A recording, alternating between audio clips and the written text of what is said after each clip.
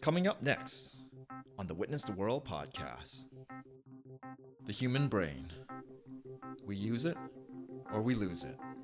So you're either using your brain and therefore it's getting stronger, or using different abilities and they get stronger, or you stop using them and they get worse. And that's why we're having this problem, because we're giving up a lot of our tasks to the phone rather than actually using our own brain to do a lot of those things, which is really bad for innovation and creativity and collaboration and these things. But also things like attention are decreasing, and we know attention's decreasing because we can study that quite easily, and that is based on how long we're actually looking at things. And because the videos and all these things are getting shorter and shorter, we're actually not able to attend for as long to things because we're not attending to anything for very long.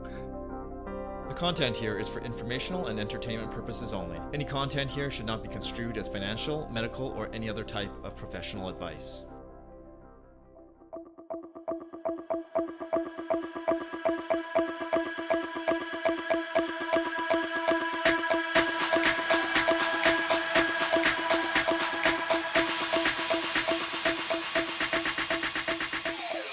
Good day, everyone. Welcome to episode 20 of the Witness the World podcast. My name is Ben Choi, and today we'll be heading to Australia.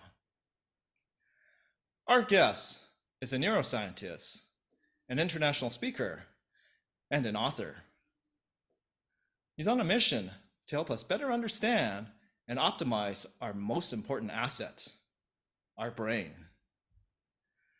Today, we'll learn about his personal journey and hear about some of his most notable findings over the years. We'll also explore some tips and ideas on how to keep our brains sharp, active, and recharge through the different stages of our lives. Dr. Mark Williams, thanks for joining us today. Thanks for having me along, Ben. It's great to be here. It's great to have you here. So Mark, from what I've read about you, academics wasn't exactly your thing growing up, but somehow in your mid-20s, something shifted. So just wondering if you could provide a brief overview to our audience to tell us a little bit about your journey and how you found yourself in the field of neuroscience today. Yeah, it wasn't the traditional road to academia. I grew up in a small country town in Australia. There was huge unemployment at the time, so it was pretty rough. My mother had mental illness and she self-medicated, which wasn't great.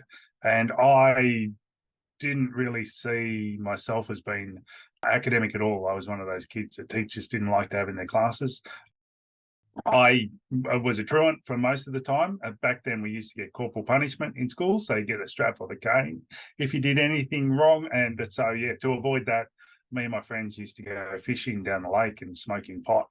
When I was about 16, the principal of the high school told me that I'd be in prison or dead by the time I was 25, so I should go and get an apprenticeship at the local abattoir. So, I didn't really have any belief in myself and where I was going. It was ironically when I was 25, I actually returned to school. Two of my friends had drug overdoses, and that really shocked me at the time and shocked me into wanting to change things. So I went back to school, and I was lucky enough to meet a physics teacher who saw something in me that I hadn't seen before. He convinced me that I should go to university and do science, and I didn't realize I'd actually really was interested in science until I talked to him, and then I went to university, did a double degree in psychology and physiology. I think I chose psychology now reflecting back because I wanted to understand more about my family and why I was so messed up and why the family was the way it was, which is never a good thing. I don't recommend that people actually do psychology for that reason, but it's amazing how many people do psychology for that reason. And so, I did that double degree, and then I did a PhD in medical faculty in neuropsychology, which was really interesting because it sort of combined those two interests in the body and in the mind. And went on to work at Melbourne University, and then I was lucky enough to get a fellowship to work at MIT University in the US, which is an amazing place to work. And I worked with amazing people over there. for a number of years and then came back to Australia. So yeah, it was a bit of a different route to get into academia, but I'm really glad I did, and I loved studying the brain and studying especially human brains, because we're so complex and it's so adaptive that and we're learning so much. There's so many neuromyths out there based on old research. In the last 20 years, 25 years, it's been a huge change in our understanding of the brain, which is really, really cool. And that's why I now work with organizations and schools about getting that new information out there so that we can all benefit from what we now know, rather than relying on that old information, which is actually wrong. Well, that's great origin stories there, Mark. So, it's funny. I think you've been pondering, the electronics, the impact on people, and then, I ran across your profile, and yeah, it was. I thought you'd be perfect in our little discussion today. And, electronics, that's the first thing I want to ask you about. So, from your studies, like what is the impact of electronics? I mean, I know you've done extensive research. You've got this company who's called Rethinking the Brain, and you wrote, some interesting articles. Like one was called "Smartphones Are Making Us Dumb." So that really caught my attention. So I gotta ask you, like, what are your main takeaways from your research, and how dumb are those smartphones making us?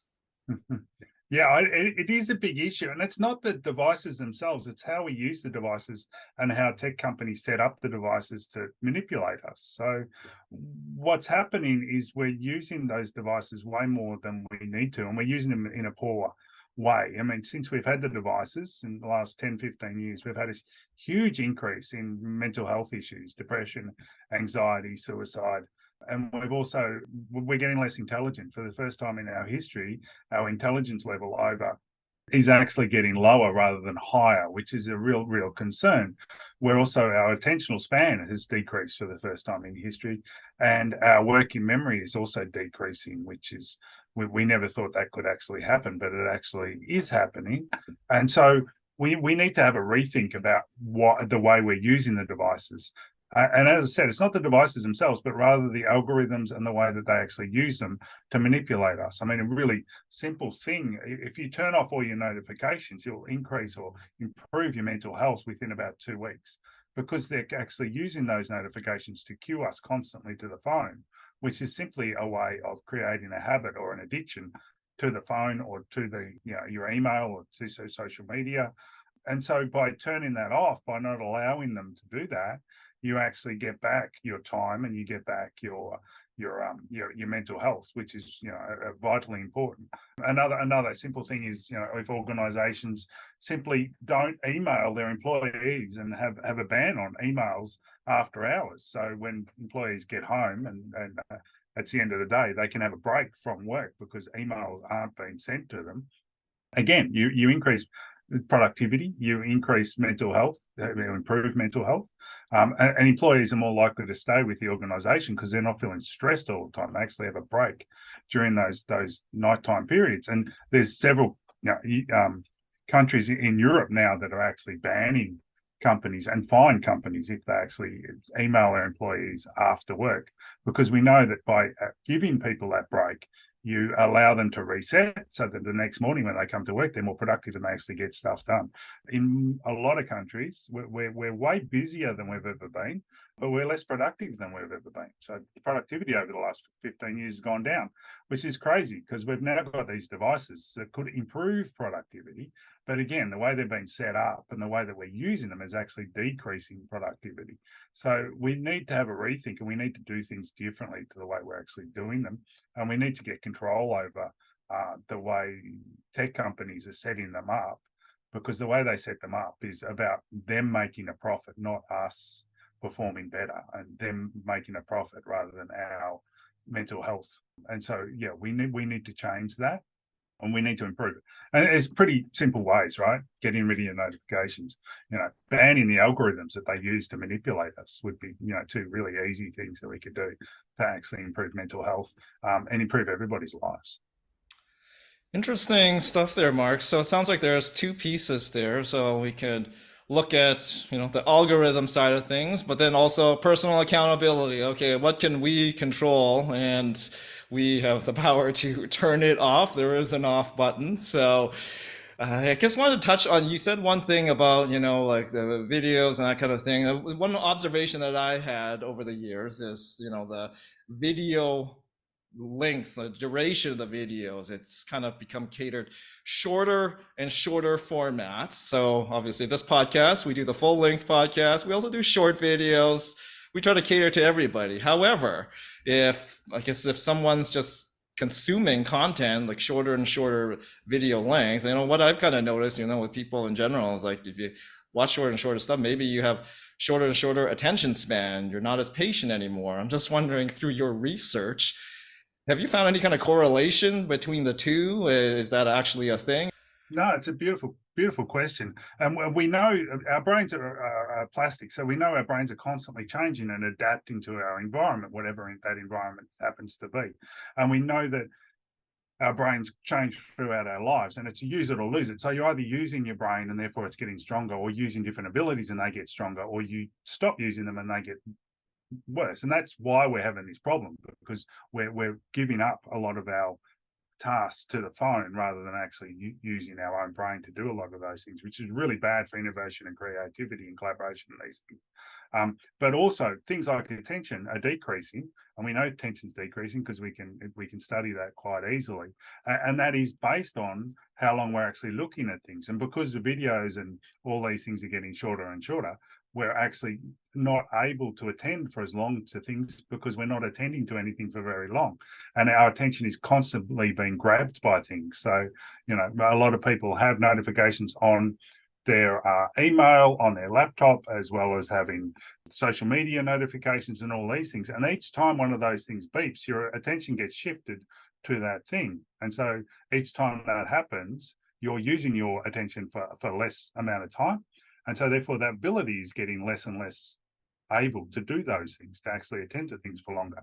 And so, yeah, but people are less likely to watch videos and those sorts of things for as long as they used to. I was told by someone recently, because I like to talk, and they were saying that, I only want you to talk for less than 2 minutes, because all of our research has shown that anything more than 2 minutes and people will start turning off, which is just nuts. Whereas 20 years ago, people would listen to answers for up to 10 to 15 minutes, whereas they don't now. They only listen for 2 minutes.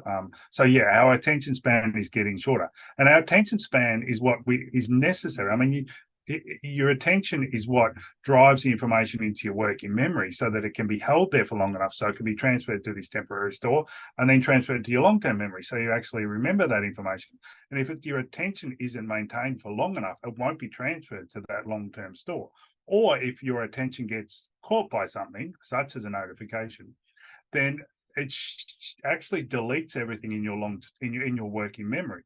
So our working memory, every time our attention shifts, is being wiped, and we lose the last 90 seconds of what we were doing. So every time you get a beep on your phone, or every time your email little thing icon comes up, or every time you get a social media notification or anything like that, or Teams or any of those things, you lose the last 90 seconds of what you were doing. So imagine how many times you're losing 90 seconds of your thought processes, your thinking time each day. It's a huge amount of time we're all losing every day, which is why we're so busy these days, but we're less productive these days, because we're losing all of that and we're losing the ability to do that. So we need to be spending more time actually attending to things. And we know children, the younger a child is given a device, or the younger a child is allowed to use a device, the more likely they are to have ADHD or have ADHD-like symptoms. And that's, of course, an attentional disorder because of the fact that they never learn how to actually control their attention and they never develop that ability. So, yeah, it is a huge problem, and it's a huge problem in society. And the more you are flipping from one thing to another, the more you won't be able to actually attend to something for a long period of time. Interesting thoughts there, Mark. So I guess I was on to something there. You talk about kids. Okay, so this is what I want to talk about next here. So you're talking about like kids or attention span, and like in my mind, is another observation. So if the kids in their formative years, some people say it's like the first, 5 years. Like it's so important to, set the foundation right, to have them have structure. And, I know parents, family, friends, relatives, sometimes they give the, electronic device to distract the kids for various things. Sometimes it's, used in a good way to, distract them while they're brushing their teeth because they don't like, babies don't like being have their teeth brushed and different things like that. So in like positive way, that's, can use electronics. But from what your research, like, have you seen where, too much electronics, like, how much is too much electronics for, let's say kids, like babies, as it get to like, under 5 and then to teenagers and then, just for you and I, as adults here, like, is there like a formula? Is there some kind of guideline? Just wondering, yeah, what have you seen in it through your research? The biggest problem is we don't really know. We know there's damage being caused.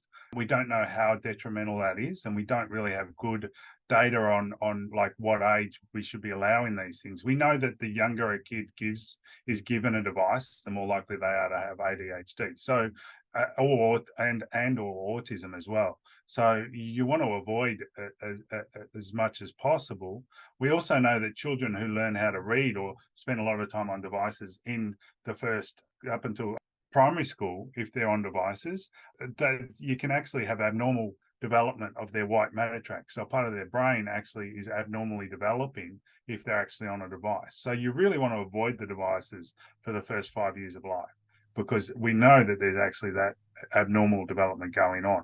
We don't know why that is happening, but we do know it's going on. There's a big National Institute of Health, NIH, have a huge ongoing study around that because there's been several studies showing that, and they're very concerned about what's going to happen in the future because of this abnormal development of those areas of the brain in these kids. But it really is, we're doing this social experiment, this huge worldwide experiment on these kids, and we really have no idea what the outcomes are going to be. We know that it's detrimental, and we know that there's really bad impacts on their brain development, as well as their ability to do certain things, as well as their intelligence levels. But we don't know how bad that's going to be.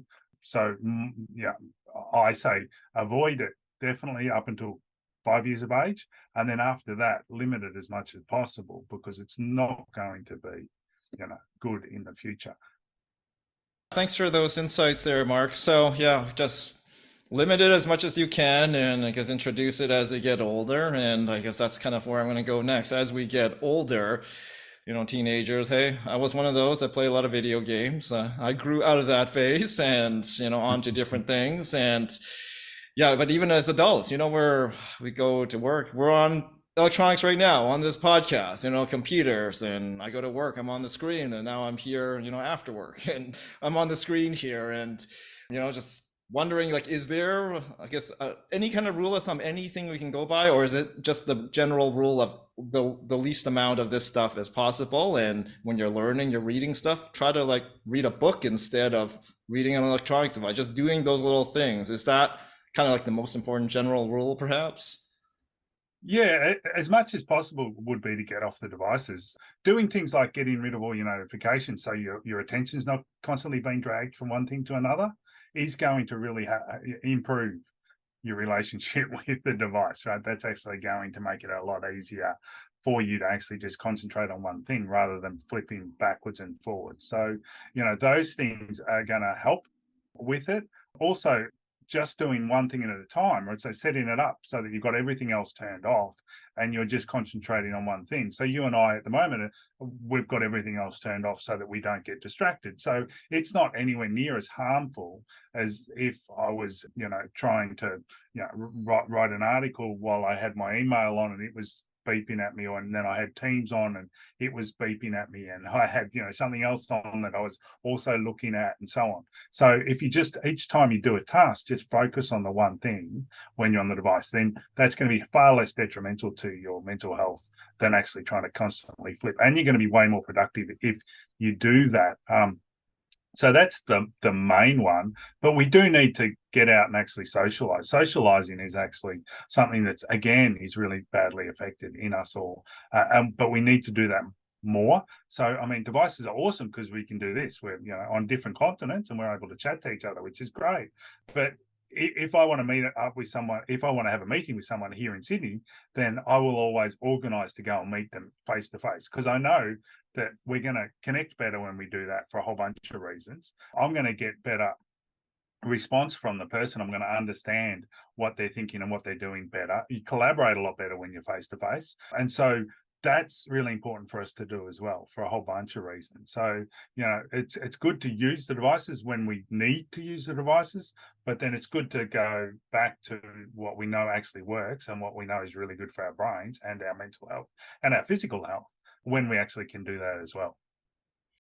Thanks for that, Mark. So control the tools. Don't let the tools control you. Otherwise, you become a tool, I guess you could say. So, uh, I love yeah, that. I'm going to have to use that one. That's yeah. beautiful. Hey, by all means, I like it's that. all yours now. So, okay, that's okay. Those are some good insights there. So, I wanted to ask a little bit about stuff about the neuroplasticity. You were talking about that earlier. Like if you don't use your brain, you lose it. And as we kind of go on in life, you know, they say like for, I guess as you get older, you want to kind of do different tasks. Learn a language, maybe read, some book about a topic that makes you uncomfortable, that you have an opposing view, just to challenge yourself all the time. That keeps you sharp, and it's so important to do that, because then you're gonna lose it, right? You lose that brain pattern, thought process, whatever you had before. So any thoughts on what we should be doing? Probably maybe some of those things. Anything else that you can think of that are good things to keep our brain health in optimal condition? Yeah, we do. We need to be careful because, originally Piaget came up with this idea that we had these critical periods that we went through as kids, and once we got past each of those periods, then we were sort of stuck in stone. And once we got to teenagehood, then that was our brain, and basically it just slowly deteriorated after that. We now know none of that is true, and you can learn a new skill anytime during your life. Anytime during your life, you can lose a skill because you're not actually using it. And so we need to remember that we're constantly changing. Your brain and my brain's going to be different after this podcast than it was before this podcast, because of the fact that we actually did this podcast. And so, our brains are constantly changing, but then if you're not using them, then they atrophy. So we need to be using them and using them in different ways and constantly challenging ourselves so that it keeps developing in a positive way rather than atrophy. And that'll decrease the likelihood of you getting neurodegenerative diseases later on, which is really awesome. And as you said, doing things like challenging yourself is really important. And so, reading stuff that you might not normally read, spending time, reading a book is really, really good because it slows you down and enables you to actually think about things. Reading fiction is really awesome because you actually get into the mind of other people when you're reading fiction. Good fiction writer will put you in the mind or in the new world of somebody else, which is really good because you can learn a lot about empathy and emotional intelligence through doing that, and that really activates a lot of those areas of your brain as well. So reading fiction is great. Reading non-fiction is also good. I've got a book coming out, so yeah, that's an awesome thing to be doing as well. So reading's good, but it's better on a actual paper book than it is on a device. So you actually remember more when you read on paper than you do when you're on a device, and you're less stressed when you read on paper than when you're on a device. So reading things on paper is really, really cool. If you're reading PDFs or whatever, print them out and then read them rather than read them on the devices. If you can do that, and again, it's another way of using device, but only using it in a positive way rather than a negative way.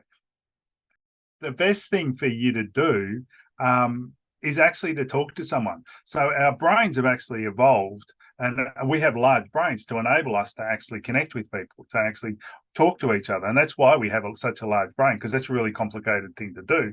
And so actually just sitting down face to face and chatting to someone activates more of your brain than anything else you can do. Number one priority is to keep your brain healthy. Spend lots of time sitting with people and chatting to them, which is a pretty easy thing to do.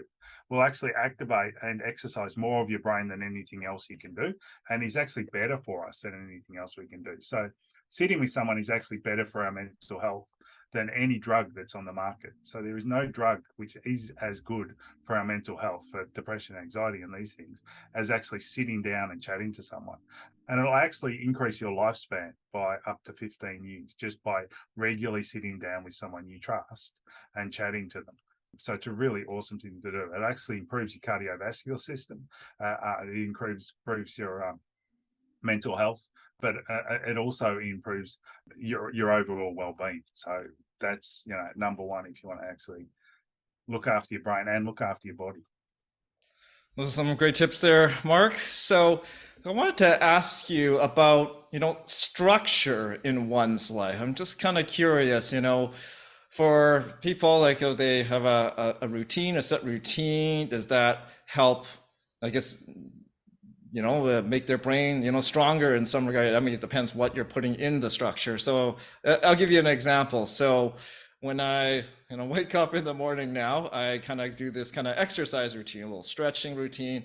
I made a point, do not touch the phone until I'm done this like 20-minute routine. I've been holding firm on this. I've started this like the last month or so, in anticipation of, after of this podcast and learning a bit about you. So then I was like, okay, what about the end of the day? So I make a point of, I've been doing reading like for the last like year or so. At the end of the day, maybe like 15, 20 minutes. And then I would do maybe like 5 to 10 minutes of guided meditation to kind of ease me into the sleep mode. So wonder if you can maybe speak to that, but just there's just routines in general and maybe some better routines that we should kind of, be aware of and maybe try to adopt.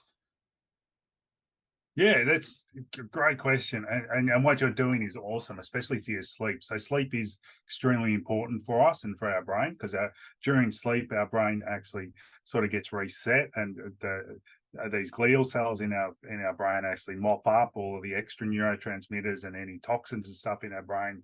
So it gets rid of all those things during sleep, and then we lay down new memories and we do a bunch of other stuff during sleep, which is really important for us. So it's really important to get good sleep, and good sleep hygiene, which is what they talk about, is all about having that routine before you go to bed, but also when you get up in the morning. So always getting up at the same time in the morning will actually help you get to sleep at night, which is, something that most people don't think about. They try and go to sleep at a certain time, but then they don't realize that getting up in the morning at the same time is also really important. So having both ends like that, and having routines then that you do when you first wake up, is also really important for bringing yourself back to consciousness, because of course you're unconscious when you're asleep, and then you want to do that slowly. And so we want to do that in a positive way and set up our days in a really positive way. So doing something like stretches or exercise or walk the dog or whatever you do is a really positive way to do that. And what you want to do is avoid any stress. And so one of those stresses that we have in our lives, of course, is our devices. And so avoiding those for a little while is actually a really good thing to do. And a lot of people sort of like that, but I like my phone and I like to check, and I get stressed if I don't check my phone, which is actually not true. Checking your phone, just picking up your phone, actually causes stress in all of us. So it's not that you actually like it. It's just that you're trained to like it because you're addicted to it, not because it's actually good for you or that it decreases your stress. It increases your stress. And then there's huge amount of research showing that. So yeah, lay off the phones for the first 30 minutes and do something else. Go for a walk, have a chat to your partner, have a chat to your kids, whatever it happens to be, but something physical and something which is positive. And again, at night, you've got to relax. You've got to stop thinking, and you've got to put the phones away, because the phones also have blue light, which actually activates areas of your brain, which actually decrease the likelihood of you going to sleep. So you don't want to be on devices just before you go to sleep. You want to read things on a piece of paper or do some meditation or something like that, but don't have the device there, and don't have that interrupting that transition into sleep. Also, when we actually lay down our memories at night, when we're actually sleeping, we actually do it in reverse order. So if you're actually trying to learn new stuff, or if you've got kids who are trying to learn new stuff, the best thing to do is actually read through it just before you go to sleep, because that's the information that will be laid down in your long-term memory first. So that's also a good tip. But again, do it on paper. Don't do it on a device, but do it on paper. Write down some notes of stuff you want to remember or whatever, and then read it just before you hit the sack, and it'll actually be laid down first, so you remember it better. So that's also an interesting tip. Good stuff, Mark. So, one other thing on the phone thing, I think I was watching one of your other videos where I think it was like some company or some school, they have a phone, like a lock box, so that no one can actually get at it for, I don't know, X amount of hours or what have you. And I think it was something else that you kind of posted somewhere else where like you want to keep your phone before when you go to sleep.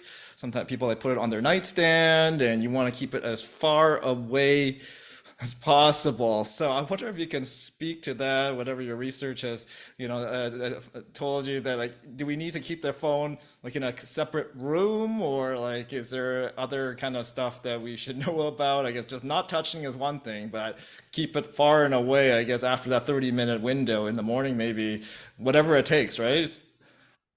Yeah, no, you're absolutely right. So we know that if you turn off your phone and put it in your glove box when you're driving, 10% of your attention is still on your phone, even though you've turned it off and you put it in your glove box.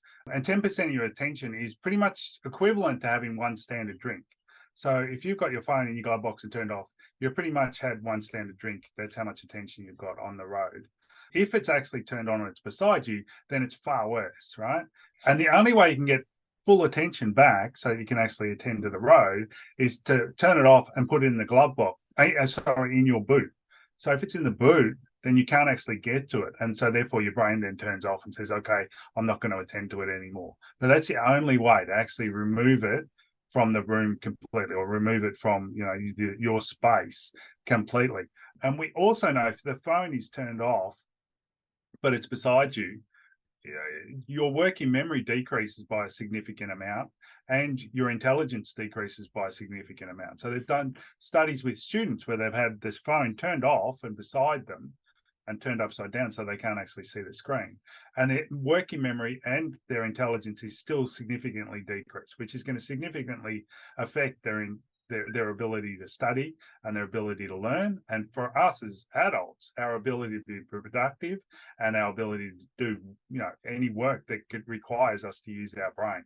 So you've got to actually remove the phone from your space. You've got to lock it away somewhere, or put it in another room to actually therefore get back your intelligence and get back your working memory, which you can, but you've got to get rid of it to actually do that. So yeah, things like I work with a lot of schools where we put the phone away boxes. We have these see-through boxes which each student has a key to, and they've got to lock the phone in the box in the morning when they arrive at school, and then when they finish school at night they can unlock it and take the phone home with them. But during those school hours the phone's not near them, so that they get their full intelligence back, their full attention back, and their full working memory back, so that they can actually learn at school, which is what they should be doing, right, rather than checking their texts and doing the rest of it. And again, when you're at home, have a place where you all put your phones, which is in a general area outside of your bedroom. And that will mean that when you go to your bedroom, you don't have your phone or a device on you. So therefore you're not being distracted by that. Your attention isn't being caught by it, and you can actually concentrate on what you should be doing when you go into your bedroom, rather than on your phone and looking at your phone and getting texts from people and all that sorts of stuff. So yeah, we do need to remove it. We need to feel safe enough. And I think it's like 70% of people are never within arm's length of their phone, 24 hours a day, which is just crazy when you think about it. I mean, this is not a toddler that you've got to actually be monitoring all the time. And I mean, again, it's using it in the wrong way, right? Our phones are awesome because there's a whole bunch of, they have a really good memory. And so if people text you or if people email you, all these things, it can actually hold that information for you.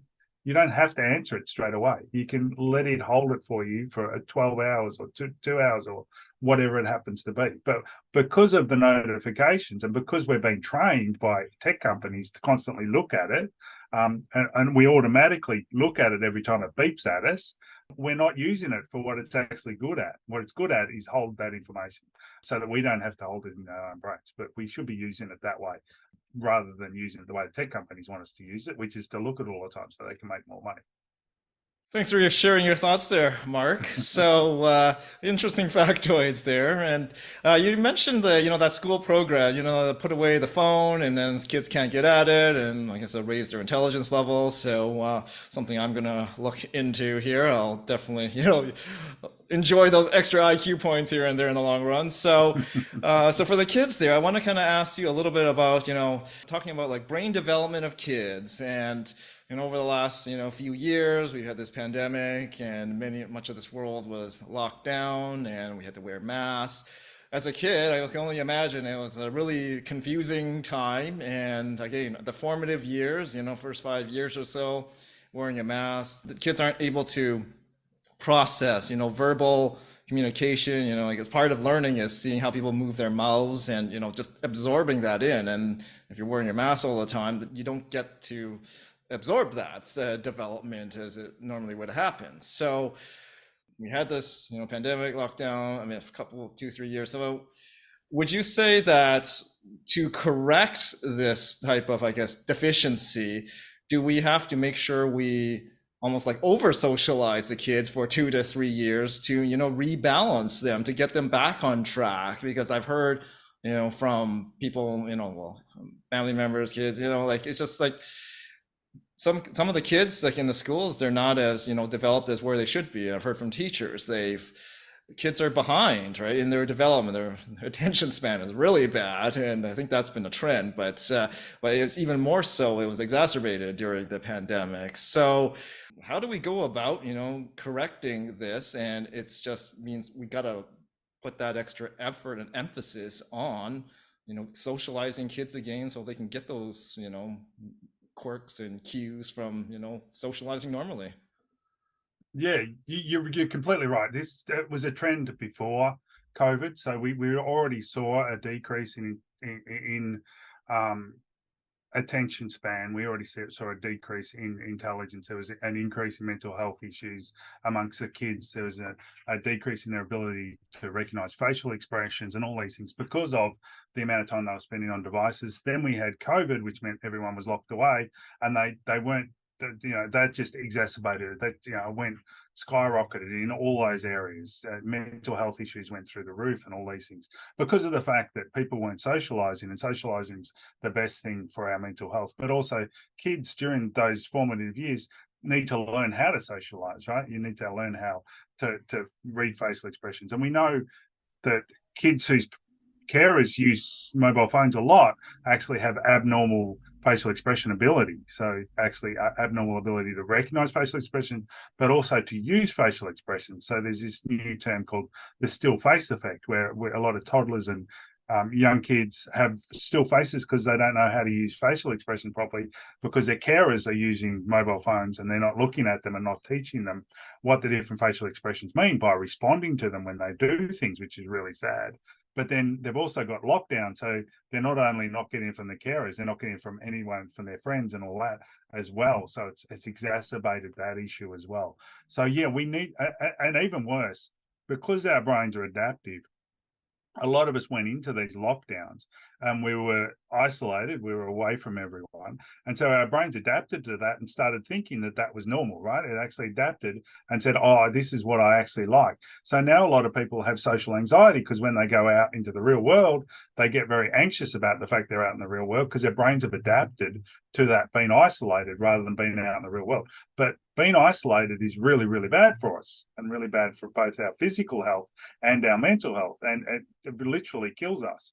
And so we need to get back out. We, all of us, including, especially kids, but all of us need to get back out and be spending a lot more time with other people so that our brains will readapt, will change back to the way they should be, which is to actually enjoy that process, because there's a huge amount of neurotransmitters that are released when we are socializing, which are really good for us, which we don't get when we're isolated and when we're by ourselves.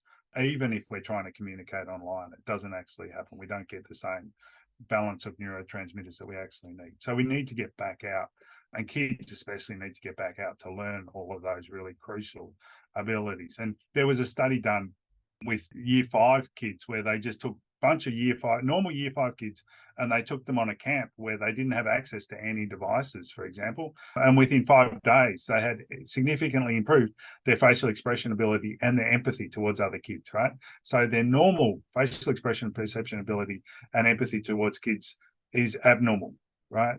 And that was before COVID. Since COVID, that again has gone through the roof. So we need to start, spending more time with each other, because that's what's most crucial. That's what makes us the alpha species in the world, is our ability to collaborate and our ability to communicate and our ability to work together and thrive. And we're losing that ability, which is a real concern. Interesting stuff there, Mark. So yeah, it sounds like, yeah, definitely there's a way back, and it might not have to be like 2 to 3 years, as you kind of mentioned there. Even just getting like a focused dose of, socialization, just like getting an antibiotic, and you get like just a blast of it right away, that you can already see some positive gains there. So that's good. Okay, so I got a different kind of a question for you next here. So, longtime scientist that you are, I thought you'd be a great person to ask this broader question about the institution of science that I've been pondering the past few years. So, to me, science in its most purest form is, you're going to go and have a hypothesis, you're going to do research, you're going to get more data and then compare the data, and then you get to a point where you can make some kind of conclusions, and you have a finding, a discovery of some sort. So to me, that's the basics. And then along the way, maybe a different person comes and they do similar research, they do their testing, they get their data, they get the findings, and they come up with a conclusion that may have countered the original, findings and solutions. And I think that's where, a good, robust, and respectful debate should occur in the community. And I think that's what's happened, generally speaking, for most of the years I've been on this planet. But in the past few years, I feel that, the institution of science has become very polarizing, and it's a lot of ego, self-interest out there. And in my mind, I don't think anybody has a monopoly on science. Science should be data, facts, discuss them. We can have different views on them, but we should have a good type of discourse to go hash it out, essentially, right? So, having said all of that, just wondering, like, what's your take on like the institution of science? Like, how do we, in some cases, the public has lost trust on the institution of science? Like, is there a way back? How do we get back to that trust with, society? And is it just a matter of just everyone, asking more thoughtful questions and having an open, transparent discussion about, where they're getting their data from, examining that, and just keep that conversation moving forward so we can get to a better place, perhaps? Yeah, it's a great question. How many hours do you have? We could discuss this one for several hours, because there's multiple facets to it. So one is the philosophy of science, which is what you were talking about first, which is just that this is the way we do science. You come up with a hypothesis, and then you work out a way of testing that hypothesis, and you want to falsify that hypothesis by doing good experiments, and then you have ways of analyzing that data, which vary greatly, and then you come up with a conclusion based on the results, based on the analysis that you did. And that hasn't changed for a while. I mean, that's not the way we always did science, but that's the way we've been doing science for the last 150 years, 200 years, which is still the way we do science. The problem is that on top of that, you've got humans, and it is a human endeavor, science, and humans all come into that endeavor with with biases. And those biases are because of the fact that we don't perceive the world as it actually is. We perceive the world based on what we call predictive coding. So our brains create this illusion of what we're actually seeing, and that illusion is based on our memory, our long-term memory, which then checks whether or not it is correct. So a good example of that is just speaking. Like when I speak to you, my voice box moves, which creates a wave in the air, and that then moves your eardrum and moves a couple of bones, and moves another little eardrum and moves your cochlea, which then hits little hair cells up against the membrane, which causes activity in your brain, and then your brain creates an illusion that you're hearing sound, you're hearing my voice, but there isn't any noise in the world. There's simply air being vibrated in the world. And so our brain is creating this illusion of the words or of the sound. And all of our senses and the world that we see is based on these illusions that our brain is creating, which we've evolved to enable us to live in the world that we live, which means that we don't have any veridical perception of what's actually out there. So even when you look at something and you try to take a measurement, you don't have veridical perception of that measurement. It's an assumption based on what you're actually putting into your brain and based on your previous experiences. Yeah. So I might do an experiment and see one thing from the results of that based on my prior experiences, whereas somebody else might do an experiment and see something different based on that, based on their experiences. And so being a human endeavor means that there's always going to be some of that extra in there. We've also got the problem of how do you measure anything and then how do you analyze it? And so there's so many different ways. My area of expertise has always been neuroimaging, taking images of humans' brains while they're doing things using different techniques and then working out how their brains actually work. But there's probably, I don't know, if you look at it, there's probably 100 different ways that you could analyze that data. And each of those ways could probably come up with different results. And you've got to work out what the best way is. And so two different scientists could get exactly the same experiment with exactly the same data and then analyze it differently and come up with different results. So there's lots of aspects to the way we do science that is going to mean that the results are going to come out slightly differently based on our experiences, based on where we're going. But it's also, we have the problem now that in science, it really is a publish or perish sort of phenomenon. So you've got to be constantly publishing to get grants and to keep your job and to keep getting promoted and to keep getting students and all these things. And so you've got to be publishing a ridiculous amount. I remember seeing some stats that I think it was like 30 years ago, most scientists would publish, one paper every 2 years. Now scientists on average are publishing 5 to 6 papers every year. And to actually do that, you've got to be pumping out a huge amount, but it means that you don't have the time to actually check that it's all been done properly and it's all been done really well. And so we've got to somehow change that so that we don't have this really big emphasis on scientists constantly publishing, because the work isn't as good when you're doing that. And then if you think back to like Galileo times and all that, right, they probably publish one paper a year. And so we're trying to pump out too much now, which means that the results often aren't as reliable as they used to be because of that, because we're constantly, and so there's errors being made. But then also, I think the public don't realize that science isn't about coming up with the answer. Science is about getting closer to the answer. So we never actually come up with the truth, right? Which I love I forget who said the quote, but the only science where you can prove anything is mathematics, because mathematics you can come up with proofs.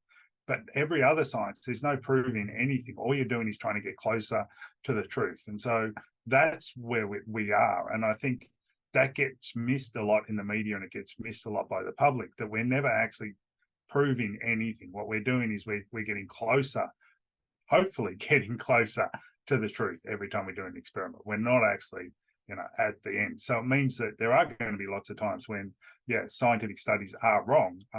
And we shouldn't be beating up the scientists because of that. And we shouldn't be throwing out all science because of that. We should just realize that we've got to look at, the whole gamut of it and go, what's the trends here? Where are the trends showing us? Which is why, whenever I present stuff on, devices or on the brain or any of these things, I look at both my research, but everyone else's research to work out what are most people showing? What are most people, actually in this area? And if 95% of people, the scientists are showing these effects, then I'm like much more confident. Whereas if one scientist shows it, then I'm not that confident. And there's another, so I'm going to come up with another. I told you we could do this for hours. There's another problem, is that the high impact journals, the ones that the media actually like to cite from, like Nature and Science and these journals, they only publish stuff which is really unique, which is one-offs, which is way out there. They come up with this brand new, wow, look at what we just found. But the problem is they're the least reliable of the results, yet they're the ones that get into the media. And once they're in the media, everyone talks about them and everyone's like, oh, wow, da, da, da, da, da.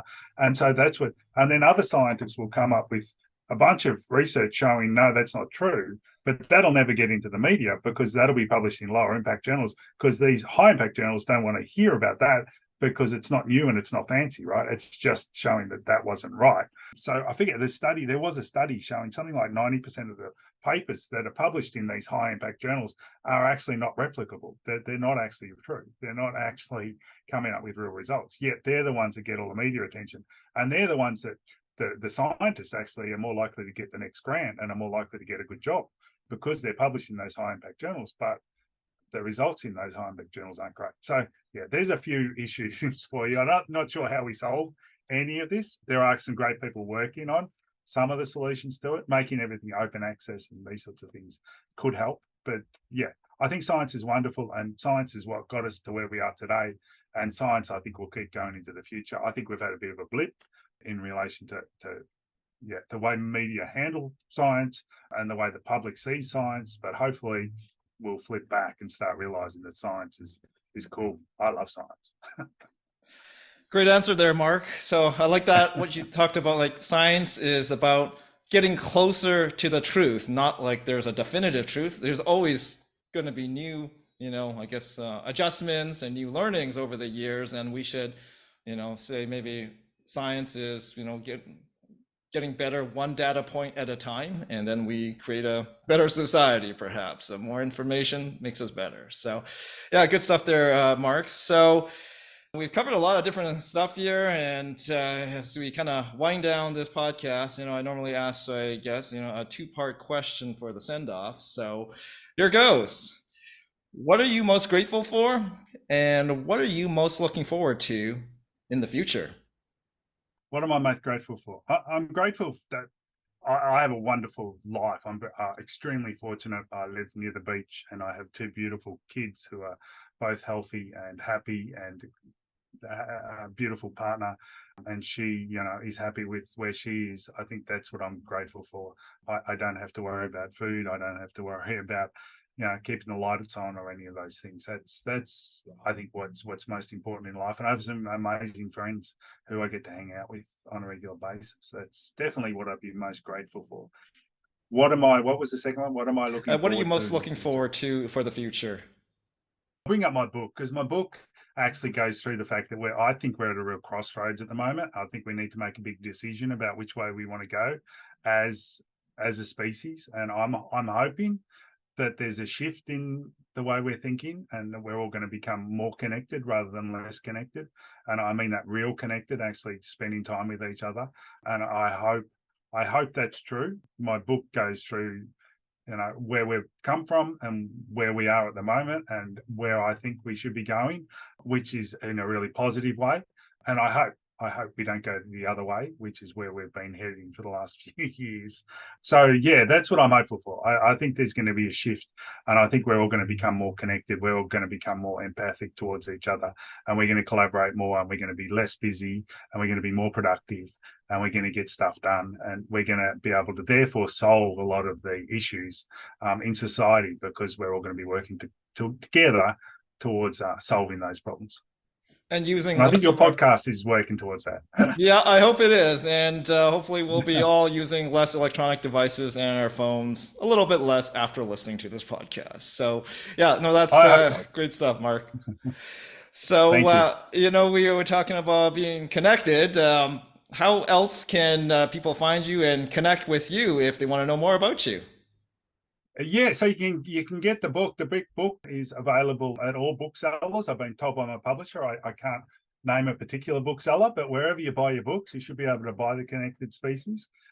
So yeah, all your booksellers, or you can connect to me on drmarkwilliams.com. So drmarkwilliams.com. There's lots of links there to both the Connected Teachers Academy and to my book and to Rethinking the Brain and the other things that I'm running and all the courses that I run and a whole bunch of documentaries that I've been on, and I've got a couple of good documentaries coming up, so they'll be put on there as well. So that'd be the best place, drmarkwilliams.com. Nice and easy. Excellent. Thanks, Mark. So we'll be sure to add those details to our show notes. So that's a wrap for episode 20. If you like this podcast, please give us a thumbs up or hit the subscribe button below. If you didn't like this podcast, give us a thumbs down, but please do tell us why with a comment below. If you have any other comments, feedback, or suggestions, you know what to do. Thanks for joining us, and namaste, everyone.